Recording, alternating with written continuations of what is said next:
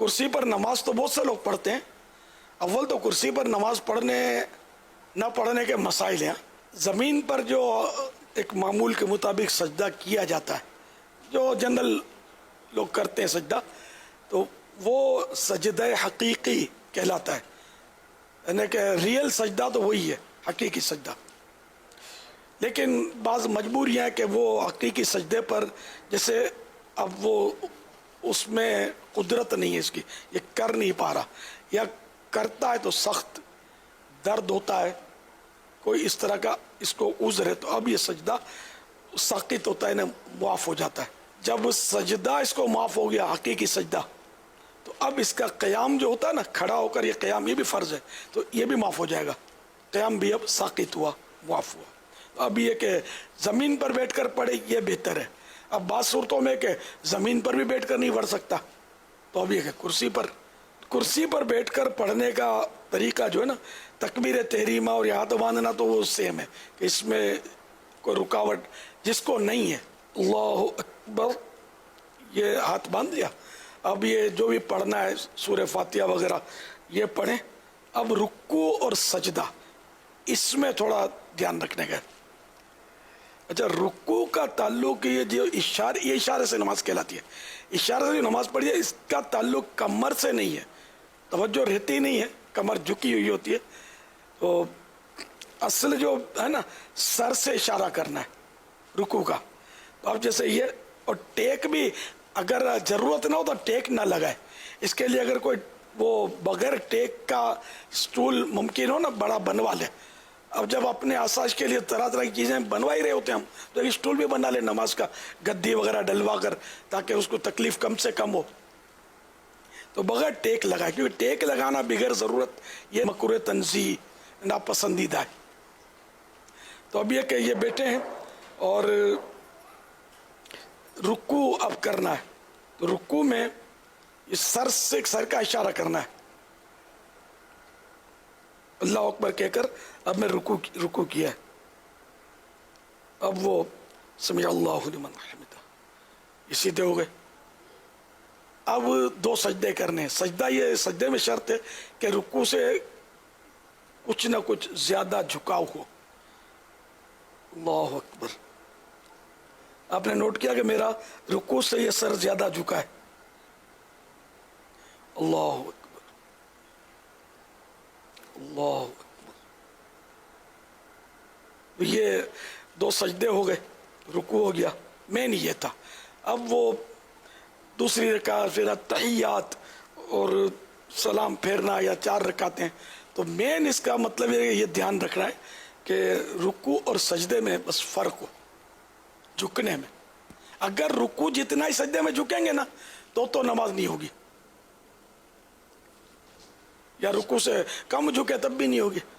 یہاں پر میل سنت سے عرض ہے کہ اس کی بھی وضاحت فرما دیں کہ بعض لوگ ہاتھوں کو یہ آگے نکالتے ہیں، یعنی سجدے میں نا، سجدے اور رکوع میں تھوڑا سا یوں ہاتھ آگے کرتے ہیں. اس حوالے سے نہیں، وہ نارمل ہی، اس میں کوئی اس طرح نہیں. بلکہ اب تو یہ بھی ٹیکنیک نکلی ہے کہ کرسی اس طرح بنتی ہے کہ اس پہ یہ ماتھا رکھتے ہیں.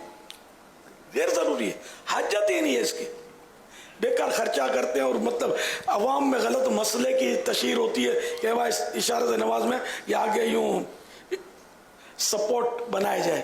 آگے ہاتھ نکالنا وہ یوں ہونا کہ جیسے زمین پر جیسے ہاتھ رکھتے ہیں نا، اشارہ جیسے زمین کی طرف چلے گئے، تو یوں جیسے کہ رکوع میں یہاں تک، رکوع میں گھٹنے پر ہاتھ تھا، تو اب چونکہ سجدے میں زمین پر ہاتھ ہوتا تو یہ آگے ہاتھ لے جاتے ہیں، تو اس لیے یہ آگے ہاتھ شاید اس لیے نکالتے ہیں. غلط فہمی ہے، اس کی حاجت نہیں ہے. حسب معمول یہ رانوں پر ہی ہاتھ رہیں اور یوں رکوع اور سجدہ کرنا ہے. بس وہ کمر جیسے میں نے جھکا دی، کمر جھکانے نہ کمر سے تعلق نہیں ہے، اشارے سے نماز کا یہ ذہن بنا لیں. تو یہ جیسے یہ رکوع، اب یہ سجدہ، تھوڑا سر زیادہ یاد نہیں رہتا، وہ زیادہ جھک جاتا ہے آدمی. لیکن جھکنا تو پھر بھی پایا گیا، لیکن اتنا بھی اگر جھکتا نا کہ تھوڑا رکوع کے لیے اس سے تھوڑا زیادہ سجدے کے لیے، تو یہی کافی ہے. مین یہی رکوع اور سجدے کے اشارے میں دھیان رکھنا ہے. باقی یہ زائد یوں اور یہ ورزشیں کرنی ہے تو فزیو تھراپسٹ کی خدمات حاصل کریں. नमाज उसी तरह पढ़ें जिस तरह हमको शरीयत ने हुक्म दिया। रुकू से खड़े होते हैं हम तो उसको, जो नॉर्मल बंदा खड़ा होता है अकोमा कहते हैं उसको। अब ये जो दरमियान में बहुत सौ को ये देखा गया और बताया भी गया कि ये जो रुकू से ऊपर होते हैं सजदे में जाने के लिए, तो इसमें भी ये थोड़ी सी गड़बड़ कर जाते हैं कि इसमें फौरी तौर पर वही जो करते हैं ना उस अंदाज में ये लोग कर रहे होते हैं। तो इसमें भी फरमा दें कि वक्फा देना होगा। खड़े नमाज पढ़ते हैं वो भी 2 सजदों के दरमियान अल्लाह अकबर चले जाते हैं। तो ये तो 2 सजदों के दरमियान बैठने को तो जलसा कहते हैं, कमर सीधी हो और कम से कम 1 सुबहान अल्लाह जितना वो ठहरा रहे, हरकत ना करे, ठीक है ना। और इसी तरह रुकू के बाद भी ये बैठे बैठे पढ़ें, इशारे से पढ़ें, इसमें भी ख्याल रखना है कि इशारे से भी पढ़ें तो रुकू के बाद बिल्कुल सीधा 1 सुबहान अल्लाह की मिकदार में 1 सुबहान अल्लाह कह लें, इतनी देर तक ये रुकू के बाद सीधा रहना है, बैठे बैठे भी। सिर्फ 2 सजदों के दरमियान भी सीधा बैठना है, 1 सुबहान अल्लाह कहने जितना, कि ये तो वाजिब बातें, तादील अरकान इसको कहते हैं, इनका भी ख्याल रखना है। कुर्सी पर नमाज पढ़ने वालों के हवाले से अर्ज किया था, क्या फरमाइएगा? जी देखें, इसमें एक पहला बुनियादी उसूल तो ये है कि जो सजदे पर कुदरत नहीं रखता उससे क़ियाम भी साक़ित हो जाता है। ठीक है, जो सजदे पे कुदरत नहीं रखता तो वो बैठ के नमाज अदा कर सकता है, और जो सजदे पे कुदरत रखता है लेकिन उसके लिए क़याम थोड़ा सा दुश्वार है, खड़ा होता है जल्दी पाँव थक जाते हैं, तो जितना वो खड़ा होकर क़याम कर सकता है करे, फिर वो बैठ कर नमाज और रुकू सुजूद करेगा। अच्छा, आपने जो बड़े मतलब अंदाज से वो फरमाया तो मैंने देखा है मुझसे, मेरा ज़ाती मुशाहिदा है। हाँ, तो बहरहाल बाज़ औक़ात ऐसा होता है इंसान चलने पे कुदरत रखता है, दौड़ भी शायद आपने दौड़ने का कहा, वैसे मुझे इसलिए ज़्यादा हंसी आई कि अक्सर कुर्सी वाले दौड़ते नहीं हैं बेचारे। तो ये हो सकता है कि वो चलने पर कादिर हो लेकिन रुकू करते हुए सजदा करते हुए उसको बहुत ज़्यादा तकलीफ़ का सामना हो, ऐसे होते हैं बहुत सारे। तो इसलिए हम उसके चलने पर तो ये हम क़यास नहीं कर सकते, नतीजा मुरतब नहीं कर सकते कि चूँकि चल रहा है इसलिए खड़े होकर पढ़ भी सकेगा और रुकू सुजूद भी कर सकेगा। हर शख्स अपना उज़र खुद जानता है। लेकिन अगर आपके कहने के मुताबिक वो ऐसा है कि रुकू सुजूद कर सकता है लेकिन फिर सुस्ती करके करता है, तो फिर तो उसकी नमाज ही नहीं होगी।